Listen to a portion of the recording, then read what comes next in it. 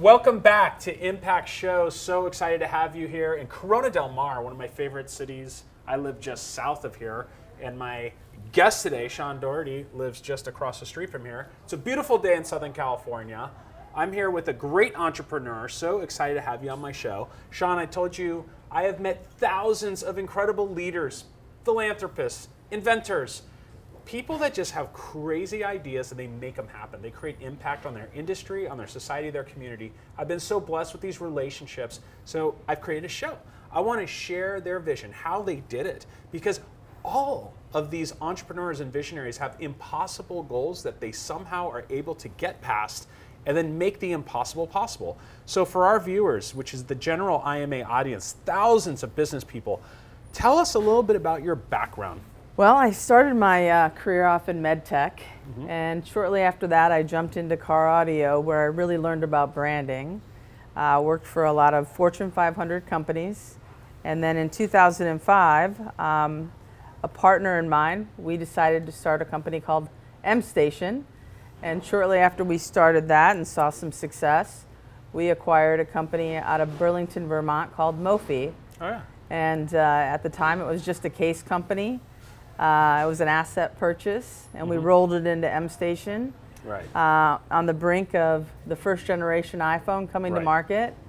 We took all of our experience in car audio, electronics, and we made the Mophie Juice Pack. That is awesome. So before we get into the product, tell us like where you were born and raised. Like where'd you grow up? Are you a Southern California person or did you come from the East? I came from the Midwest. Okay, Midwest. Born and raised in Kalamazoo, Michigan, proud Michigander. Okay. Came out here in 1996, moved from Michigan to Phoenix, and then in 2002 I made my way to Southern California. It was always a dream of mine. And then after we started Mophie, I actually went back to Michigan and bought the house next to my parents. It had a 3,000 square foot pole barn. Right. And I'd spent the previous decade traveling around Asia. So we basically set up camp and we launched M Station. Wow. In that house next to the house that I grew up in a 3,000 square foot pole barn. So your startup was basically back where you started, right? Back where I was brought home from the hospital, actually. Why were you so compelled to go back home, literally to the exact home that you're at, buy the barn next door, start your business, rather than be up in like Silicon Valley or something like that? Well, that's a really interesting question. And just to be completely frank, plan wasn't to go back, but you know, I didn't know how to raise capital back then. There's so many things I didn't know. Sure. I had traveled around China, and I'd sort of watched them turn their homes into businesses. Right. And so, and I don't mean this in a derogatory kind of way at all, but I decided to go back and do it somewhat China style. Right. And then I also found out at the same time my mom had a terminal illness. Oh, and so it just all made sense. Oh, wow. And I was about to embark on something that I knew I wanted to do, but I wasn't sure how I was going to do it. Right. And what better way to execute on something than to pull your family into it and have them help you. And that's what ended up happening. And being back at home, because we all know what it's like to be back at home where we grew up, to do something that's very special and profound to you. Did it give you a different perspective on the business and on the potential, maybe more confidence being back at home versus being in a territory that you're not familiar with? Sure. I mean, you know, your parents love you unconditionally and they sort of have you no matter what. And so it definitely gives you a superpower, right? And we were leveraging a lot of things, and so my superpower was not to fail. Right. And you know, I don't know that we would have been as successful as we were if it wouldn't have been for the fact that we all rallied together to do it together. That is so awesome, and I absolutely love Michigan. I got to say, selfishly, my father, when he immigrated from Turkey to the United States, the plane could fly only as far as Detroit, Michigan, and that's where he started. And then got to Santa Ana, became a school teacher. But Detroit and Michigan has always been in the bloodstream of my Southern California parents. And so I grew up with the Tigers, the Lions, the Red Wings, and anyone and everyone that I meet from Michigan just have awesome roots. Anyone that I've ever worked with professionally, such great values. And there's something about Michigan that has the automotive connotation. Tell us a little bit about how your home state has transformed around the old, automotive to the new automotive, because it's almost like those brands you would have thought would have gone away now have kind of resurged and become dominant brands. Can you talk a little bit about that? I mean, we called them GM babies when I was growing up, right? Right, Friends who their parents got in with the automotive industry. Obviously, that was coming to an end about the time that we were bringing M Station and Mophie online in Michigan. I think the plant closed down the year of. I mean, but there was so much operational talent in Michigan. Right. It was like, why would I put our global operations division anywhere else? Exactly. Because it was just in their blood. And our team in Michigan that we brought online, we actually even kept it online, and it still exists today. Right. Even though we relocated our headquarters to Southern California. Got it, yeah. About at the point we hit about $50 million in sales. But yeah, I mean, the operational talent there is phenomenal. What is it about Michigan that just gave birth and held on to the automotive industry? That and M&M. But about the automotive industry, why has it always been headquartered there? Is there some sort of draw talent pool that region has for the automotive industry? Just curious. I mean, sure. I mean, we're great operators, right? I mean, we understand assembly and automating it, and we're willing to adapt and change. And we've got, I'd say, one of the best group of blue-collar workers in the world, right. in Michigan. And it's because, we all take the things that we do every day seriously, and right. There's a lot of adoration for the market. Absolutely. So let's talk a little bit about Mophie. I mean, Don, who was formerly on our show, who started Pedigo, which is literally like 2 stores from where we're at, right here in Corona Del Mar, Newport Beach, California. He said there's this thing called brand ubiquity, right? Mm-hmm. Where you're just that dominant player, right? There's like billions of cell phones out there. Mm-hmm. And you became that brand, Mophie, right? Yep. Because everyone's cell phone ran out of power, and you needed backup power, but you needed to be elegant, and it needed to be ergonomic. It didn't, no clutter, and it needed to be useful. How on earth did you pull that off and rise to the top of the crop? Because you have thousands of players in power. What was that magic that brought Mophie to where it became? Sure, there weren't thousands of players in power when we started it. Okay. I mean, we were at the infancy of it. We were there. We had just acquired Mophie, which initially was just a case company. Okay. And so it was Daniel and I that embedded power inside of a case. Right. But we were, we had the skills. We saw the need.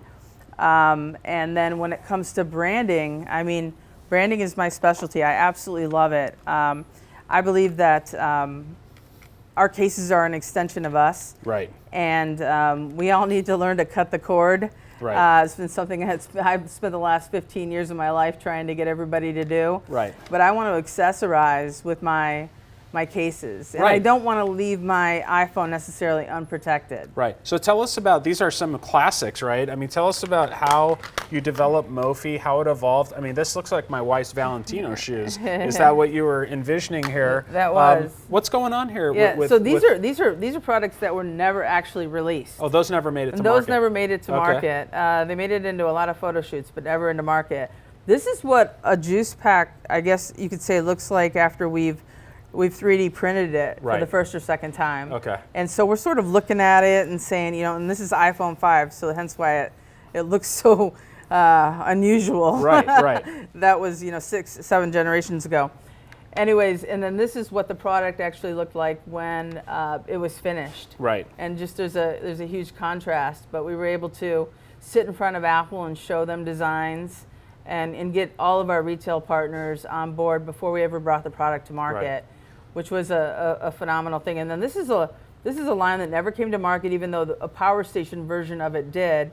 And this is for Valentino. So these are Valentino studs. This was a collaboration that we did with Valentino, and that this has a lot to do with what I'm doing next, I guess you can say, because I have a passion for it. Right. Packaging, brand, the look and feel. just thinking about like the iPhone, and I'm so excited that I get to be the one to release your next greatest creation. In fact, you gave me mine a little over a month ago. I teased my audience with just the outside of it. Now I'm going to actually show you what's inside the box. So I present to you Shawn's latest creation, Volonic. This will be a timeless brand. I'm very excited. Why don't you take our audience through what you've created and how this is going to change the world? Sure. So this is the Volonic Valet 3. This is the initial product that we'll be announcing to the world in the coming weeks. We've partnered with a technology company out of Chandler, Arizona called Era. And this is their free power technology, wireless charging technology is actually embedded in the Volonic Valet 3. What makes the Valet 3 different than products in the market currently are really a handful of things. When I look at consumer tech today versus how I ran Mophie before I sold it in 2016, right. It's been a race to the bottom. There's a lot of plastics, non-reworkable products. The products don't really complement most rooms very well. Right. And the Valet's been designed to do the opposite of that. We're using automotive grade materials in the frame. Wow. And fashion grade materials in the fabrics. I mean, beautiful. It's absolutely phenomenal. This unit happens to be a black. Do you mind if I take it out? No, I don't mind at all. Great. It's a black baby grand frame with white BMW leather on the surface. The Era board inside of it is an 18 coil matrix that's embedded in a 3-layer PCB, and it's true wireless. You no longer have to sit your phone down and wonder if it connects or not, because the old technology was never really meant to be commercialized, and it requires a bullseye lineup, and people don't understand that. Sure. And so everyone's like, oh, Right. Where do I put my phone, right? Yeah, you don't have to worry about this. This is true wireless. Right. So there's 18 coils. They sit dormant until you put a Qi-enabled device down. Right. And once you do that, it takes about 2 to 3 seconds, and then it will just start charging your phone. But you don't have to actually sit it down and worry. Every night, this is what I do, and the savings of time is invaluable. This is what you do. You're done. Yeah. And I watch it, and I'm like, well, I'm not on the bullseye, because that's usually the problem, right? I have the one that's plugged into my USB, and I have to hit it just perfect for the... This, you just drop it and go. Yeah, and I tell you, when you gave it to me, I'm not going to say skeptic. Yep. But when it landed here and I saw the charge come on, that's where me, my daughter, my wife, 3, completely different demographics are all like, wow. Yeah. That wow is a industry shift. And we all know how important power is, whether it's your camera, your car, your phone, whatever it is. It's an invisible currency, right? And now you've created something that no one's really created, and you've taken it to the next level with automotive grade material. But these are interchangeable, correct? So if I wanted red on black or red on white, I could do that. You can actually go into Volonic.com, and there's a custom configurator. Oh, cool. And you can choose your frame, you can choose your logo treatment, you can choose your surface top, you can choose your feet, and you can totally customize it to whatever living space that you have. Oh, and we really awesome. encourage people to rethink about how they wirelessly charge. These should be everywhere. It's time to cut the cord. Right. And there's a much more elegant way to do it, and this is it. Yeah, and how did you come up with this? I mean, it's like lightning strikes, right? Mophie, boom, and look at what you did. You built a $100 million company. How did you do that how did you come up with the idea of Volonic? This is brilliant. So, I wouldn't say that my ideas are ingenious. I would say that they're practical. Like with the juice pack. I mean, I love the iPhone until it died. We had to have a case that had a battery. Sure. And a lot of the love and inspiration around the Mophie brand was actually getting your loved ones or yourself from point A to point B. And then, we can make them fashionable, right? Of course. And with Volonic, it's a frustration for the products that are currently in the market. Right.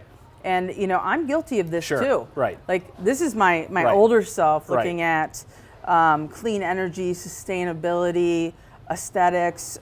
This product's fully reworkable. Right. You can take your top plate off if you get a new car Oh, that's awesome. and replace it. That's so cool. The software that operates the board can be upgraded in the field. Right. Just so you know, we're at the amazing CDM restaurant, which is right on Pacific Coast Highway in Newport Beach. Jordan, a friend of yours, owns this amazing establishment. After we're done here, I'm going to buy you a drink. Yes. Whatever you want. I'm looking forward to it. Yeah, absolutely.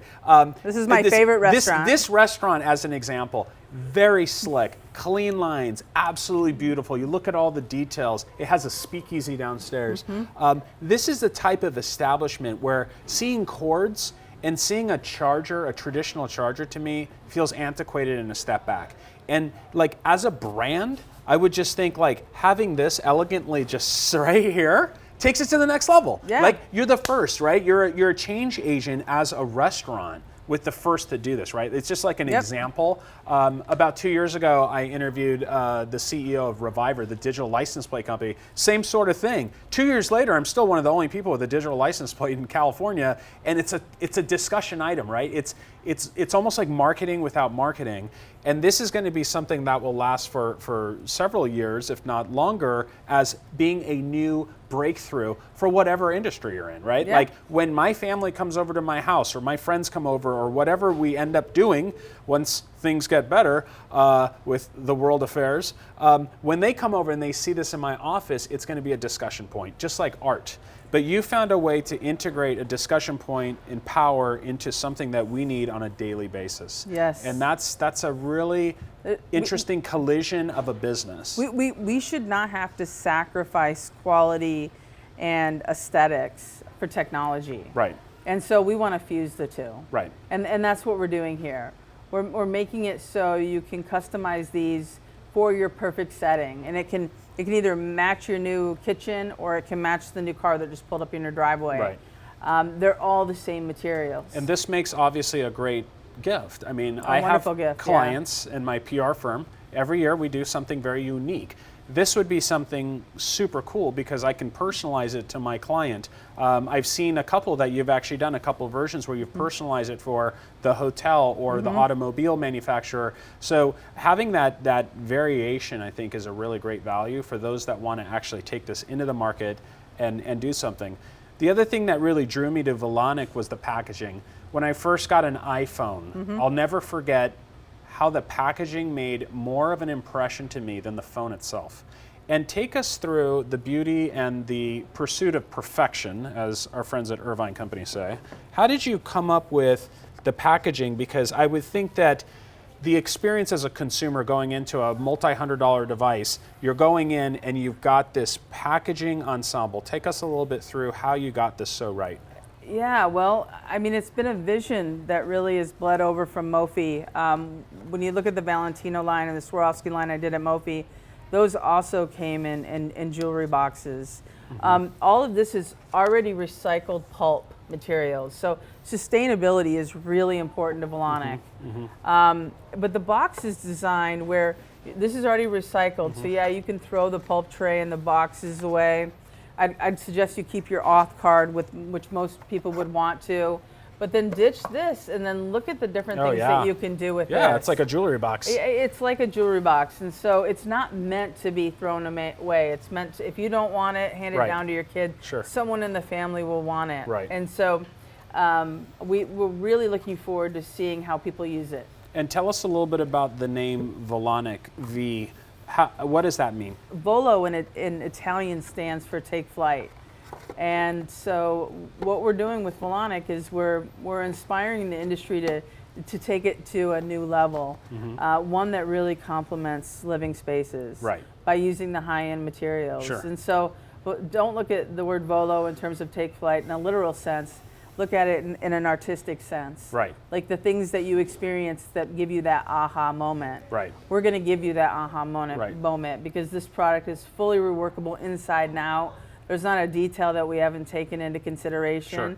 And we're going to basically hand you a new experience. Power is just an interesting industry that a lot of people just forget, right? They're always focused on the phone, the features, the apps. What more can you do with this physical device? But what about what's inside it that's invisible, that really powers the phone, powers the world, right? And what was it about power that drew you to, that as an industry segment as opposed to anything else? Because you could have been distracted really easily by all the consumer electronics to the shows that you were at and things like that. What is it about power that you were so attracted to? Well, to be honest, I can't keep anything charged. And so it was a true, genuine consumer need from my perspective.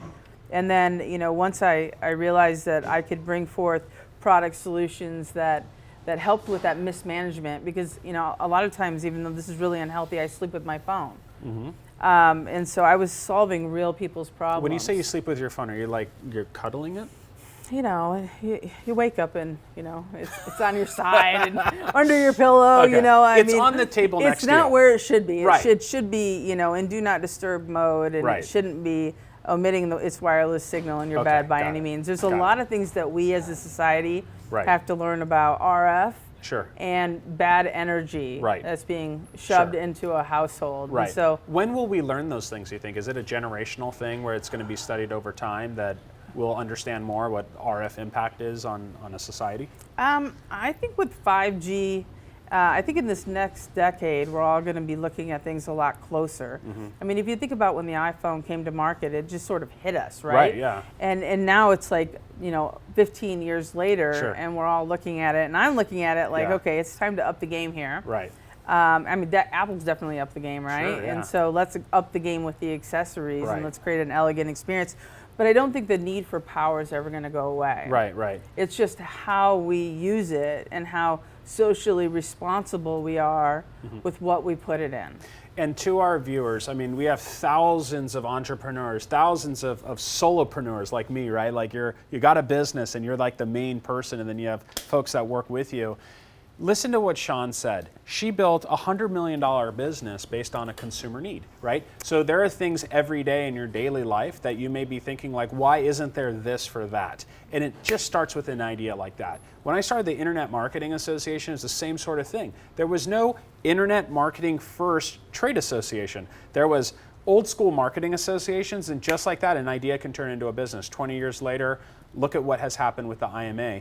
And just like that, figure out what's that consumer need. What is the thing in your day that you're without and it's frustrating you? Because that right there could be the next billion-dollar business. So Shawn, take me through a question that I've always had. I'll never forget this one time I was in Vegas and I was with the client and we were playing blackjack, and it was we were having a good time, but my phone died. You're not technically supposed to have your phone at the blackjack table, but they're a little bit more lenient these days. And I just remember that feeling of desperation of, oh my gosh, no digital oxygen, what am I gonna do? It's like the modern version of suffocating, right? I've got my wife that may need me. I've got my business that may need me. The hotel may text me. There's all these things going through my head and I can't enjoy the moment. Why can't power be figured out, right? Like why can't a company figure out a way? Let's just say you were my client, we were sitting at that blackjack table, and I say, Shawn, can you transfer power from your phone to mine? What prevents that? Because that would certainly solve a big problem. Any thoughts on that? Yeah, I mean, you technically can transfer power. It'll have efficiency issues, but wireless charging has efficiency issues too. Right. I mean, the fastest way to charge in an emergency is to plug in. Right. It's just, I think getting people to share cables has proven to be an issue, and then Right. maintaining cables. Sure. So what I really think needs to happen is a very sophisticated power management system. But in order to have that, we're going to have dedicated charging spaces Right. that we can always count on to make sure that when we go out, Right. there's enough power in our phones to accommodate the day in front of us. Absolutely. I'll never forget just last February before the world changed. We were all in Arizona and Scottsdale. We were at the W having drinks, and I'll never forget my phone died, and another one of my friends' phone died too. And we're both like totally laughing like this happened. And the bartender said, hey, there's actually a charging vending machine. And we went, and I think I spent $15 to have a Mophie type of device come down, and I just charged my phone, and it was like a supercharged charge. Is there a certain type of distribution that's faster and stronger than other currents? Can you talk a little bit about that, where something can charge faster than something else? Oh, absolutely. So, I mean, I don't want to complicate the audience, but like if you go back to the old 500 milliamp block you got with an iPhone, right? I mean, that charge is probably the slowest. I mean, jump up to the iPad charger, which is a 1 amp, but now that PD charging is available, I think if you have an iPhone 12, you'll probably know you didn't get a charger this time. Right. They want you to go out and buy your own charger, Oh, which wow. is significantly bigger and faster at charging. Right. Than anything that they could give you in the box. Okay, got it. And so nothing's ever going to replace the cable. Okay. But we can do things to charge more conveniently. Right. Well, I noticed, like, I use my Volonic, it charges pretty fast. I always, like, mainly use it when I go to bed. I just drop my phone and then it's got a full charge. That's a huge time savings. It's clean. It sits right next to my, bed. It's fantastic. As far as that fast grid of power, tell me about how, like, lithium-ion batteries, I mean, the work that Tesla Motor Company is doing and with these lithium-ion technologies, how is that power different than, like, traditional batteries and that sort of thing? Well, I mean, it's a lot different. I mean, a lot different and not a lot different. I mean, we definitely need some new battery technology to help us out with our future power needs. Right. But we're obviously trying to charge faster and at higher capacities. Right. But the Valet doesn't have a battery in it. Right. This is plugged in the wall. This just stays plugged in. Right. It stays stagnant. It charges at 7.5 watts per channel, so it's a 22 watt system. And you literally just sit your phone down. If you had batteries powering a charger, though, that currency would be at a much lower frequency, right, than straight to a wall. Not necessarily. Okay, so it could be actually equal. Yeah, I mean, it could be equal, right? I mean, we have blocks of batteries that are 20,000 milliamps, and will allow you to charge for 3 or 4 days. Right, I mean, 110 is 110 though. Right, and it really depends on what the wattage into the device is. We have a lot of options, right? Right. I mean, I would definitely suggest that consumers upgrade their wall chargers to PD chargers. Got it. If you're in a bind and you need to plug in, that's the best way to do it. And is Volonic mainly United States as far as your distribution, or are you looking at global? This would be a global brand. And how does the power affect, just depending on what country you're in? You just use a plug converter. Right. But it still charges at 36 watts in, 7.5 watts per channel. And do you envision a world where I can use a Volonic type solution to just put my phone on a bar and that's charging, or my car on top of my hood and that device starts charging? Because what you're introducing here is pretty game changing. Yeah, this is true wireless. Right. And I envision this being at bars, in hotels, hospitalities, next to beds, in living rooms, kitchens, offices. There's not really a space. I mean, hopefully the automotive industry starts giving us these instead of paperweights. Right. Right? Right, exactly. Because imagine having a car that's sort of a valet that looks just like your car at your desk, inspiring you to go out to your car. It seems like a no-brainer to me, right? Absolutely. So tell us a little bit about the entrepreneurial journey, because so many of us face adversity through the lens of success, right? So a lot of people read or see or watch a video about a person's success, but what they don't see is what's going on the inside. The struggles, the adversity, the people trying to get in the way of a goal. Tell us how you were able to go through that and some examples that you lived through. Mophie saw really rapid growth, right? I mean, I started it in my garage, and at its all-time high, we were about a $250 million company with a 30 million EBITDA. We own 90% of the market share in portable power. We actually created the category, but portable power was the juice pack at the time, which was form factor specific. Right. And Apple, obviously, as we all know, changes the iPhone on a yearly basis. And so we were constantly in development mode. And so we had good years and we had bad years. Like every other year, we missed Christmas, and that was really difficult because of an announcement of a major change of an iPhone from like an 11 to a 12, kind of an example. Right. And so, I mean, I learned as an entrepreneur, I can tell you that I was scared shitless when I embarked on Mophie. There were so many things that I didn't know, but it was my job to just go figure them out or find people who could help me figure them out. And that's sort of the secret sauce, in my opinion. It's you just can't give up. Right. Someone has the answer. Just go find it. And if you can't find it, get up tomorrow and try again. Right. And keep doing it until you find it. And then you're going to have another one you need to go find. So get used to it. Was there ever a time in your journey where you just felt like giving up, or just everything was against you, and then something changed? Oh, I mean, so many of them. I mean, after we acquired Mophie, we didn't appropriately merge the licenses with Apple. Right.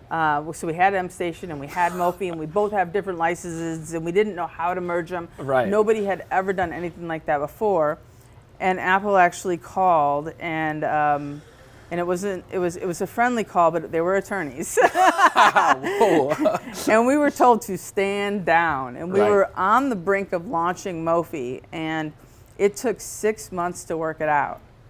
But 6 months as a startup, they were the longest 6 months of our life. Right. I mean, if we wouldn't have waited patiently and worked something out, thank God we were able to. Right. Mophie maybe never would have existed. It's so crazy. And so there were a lot of examples like that where we literally barely made it over the hump to the next level. Isn't it so great that you've learned from those scenarios, and you've accepted what you went through, and now you're applying that knowledge to this. So as you bring this company to life, you have all that expertise as you go into this next stage. Yeah, I mean, I'd like to think so. I mean, I didn't plan on getting back into it, just so you know, and I'm here because I see a need that's not being fulfilled. Sure. But on the Mophie side, I mean, there were so many amazing people that made Mophie what it was, but when it comes to Volonic, I definitely would say that I'm looking back. I've spent a lot of time reflecting. Sure. Yeah. None of the juice packs were reworkable. Right. They all ended up in landfills. This product is fully reworkable. Right. I've tried to take all of the things that I now can see that I should have done differently or better into Volonic, and then leaving all the bad behind. Right. You know, this product reminds me of when I got my Model X about 5 years ago. Got one of the first ones in California. And the Model X that we just took ownership of a couple of weeks ago, it's almost exactly the same. It's almost like a timeless product where you don't really need to change anything because that enclosure is almost like perfect. And it seems like you guys have really spent a lot of time figuring out 10 years out, you know, how the consumer is going to, use this, not just now, but for several years. Fascinating. And one of the things I picked up on in our conversation before the shoot is you go to a trade show. There's thousands of competing brands and organizations for your attention. The things that I believe you used to do at Mophie is you wouldn't just get a trade show exhibit and just compete with the rest of the noise. You would almost like sponsor some speakeasy to the side. Tell us about that marketing strategy and how you differentiate yourself among the fray. I've been to so many CESs, I can't tell you. Most of them were working for someone else, but after a couple years into doing CES Mophie style, just the way we wanted to do it, talking to our audience authentically, we were like, everyone has a Mophie. They don't need us to be standing out here with all these products in a retail-like environment, trying to sell them on the product. If you have an iPhone, you need it. Sure. And so let's take this 50 by 50 space, and let's not do a traditional trade show booth. Right. And let me turn it into a beautiful speakeasy, really similar to what you see here at CDM. I mean, this is totally my style. I love this place. Sure, yeah. And let's bring our customers in and let's show them our next generation SKUs, and let's have a drink with them, have a chat, let them sit down, relax, and let's just, just because everyone else does it like that doesn't mean we have to be like everyone else, and I'm not like everyone else. Right, absolutely. And so to Shawn's point, think outside the box, do things different. And if you're always doing the same thing, like with the IMA conferences, we always made it free, and then we had one sponsor just take care of the food and beverage when we started our organization. Step outside of the realm of how everyone else does what you're doing, and that's how you're going to differentiate yourself and create that marketing velocity. I think that's really fantastic. So as we wrap up here, Shawn, I want to give a shout out to Joe Stapleton of Spinnaker Investment Group, who introduced me to you a couple years ago at Joe Lazowski's house. And I'll never forget how open you were to talking to me a lot of people, once they reach a certain level of success or fame in their industry, they kind of rise above the clouds. And I want to just, thank you for your humility and your outreach. And you've mentored so many people that I've introduced you to, be it students or other professionals in startup. What is that passion inside you to help others? Tell us a little bit about that. And then what advice do you have for our thousands of entrepreneurs watching this in trying to create their own version of a Volonic in their industry? What advice do you have for them? So tell us a little bit about that. You got to stay humble. You got to keep your boots on the ground. I mean, if you don't, you're going to have to learn that lesson the hard way. And I know a lot of people say it, and a lot of people say to themselves, well, that won't happen to me, but it happens to more people than one would think. And so always stay humble, always stay real, always stay close to the consumer. I like to build brands that are super authentic. I mean, Right. I live and breathe Right. the companies that I build, and there's a lot of adoration that comes from the team that helps you with that success in doing it that way. In terms of advice, I would say, you can do anything that you put your mind to. And if someone's telling you you can't, that was always the thing that sort of propelled me into I can. Right. All you got to do is when we started Mophie, I didn't have a lot of, I didn't really even know what an entrepreneur was. Right. I mean, I was in, it was just a different time. And sure. now there's so many resources available where people will talk to you about their experience. Go out, learn, read. No two experiences are the same. However, there's certain lessons that you don't want to, certain mistakes you don't want to make. And so learn from all of those lessons that caused us a lot of hardship, but made us the entrepreneurs we are today. And that's the thing, she said. When people say you can't, just drop the T. Yeah. And that's how I hear it too. It was all those people that would always say no chance, and there was that face of adversity that internally gave me a trigger to say, it wasn't so much to prove them wrong, it was to convince myself that what I was doing was right. And every single time it worked out. Listen to what's on the inside. Shawn Dougherty is on our board at the Internet Marketing Association. Her contact information is available. Just reach out to us at imanetwork.org. I'd be happy to share her information with you if you'd like some mentoring or any advice you have on your own product. Tell us a little bit about how we can get access to Volonic. When is the launch, and how would we access this on your website? The launch is in the next 2 weeks, and you'll be able to view the website when we launch, and that's www.volonic.com. And then you'll just have to wait and watch out for some really cool limited edition drops and some amazing collaborations. She's got some tricks up her sleeve. I do. I'm not allowed to talk about yet, but you'll be the first to know. I love collaborations, Yes, so if absolutely. there's anybody out there that hears this that has an idea, please hit me up, Yeah. because that stuff really gets my creative juices flowing. And then a big shout out to everybody in the community and everybody that works at Volonic for getting us where we are today, and getting this company, in the state that it's in.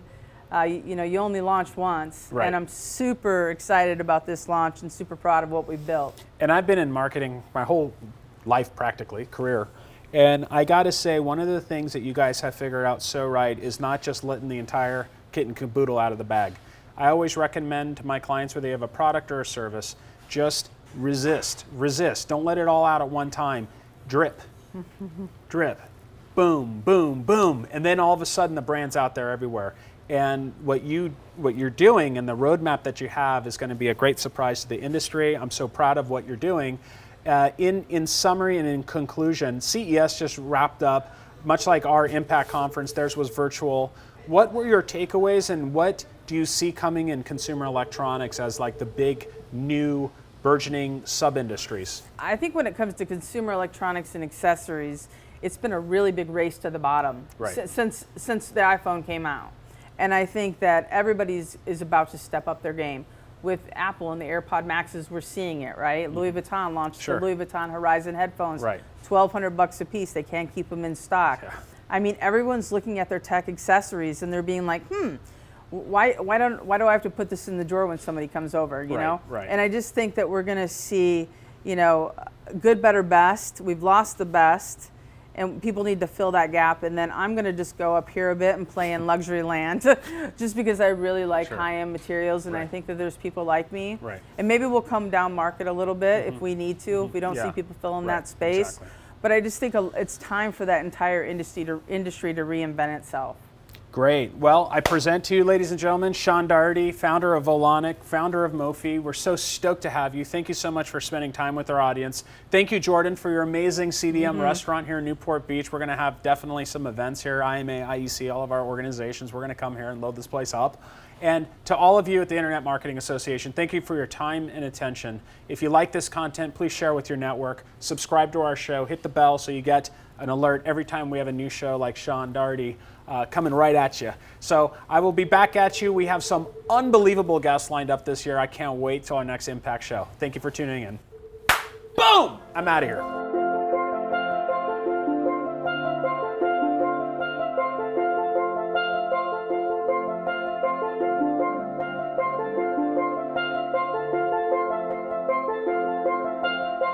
This has been a Sano Shop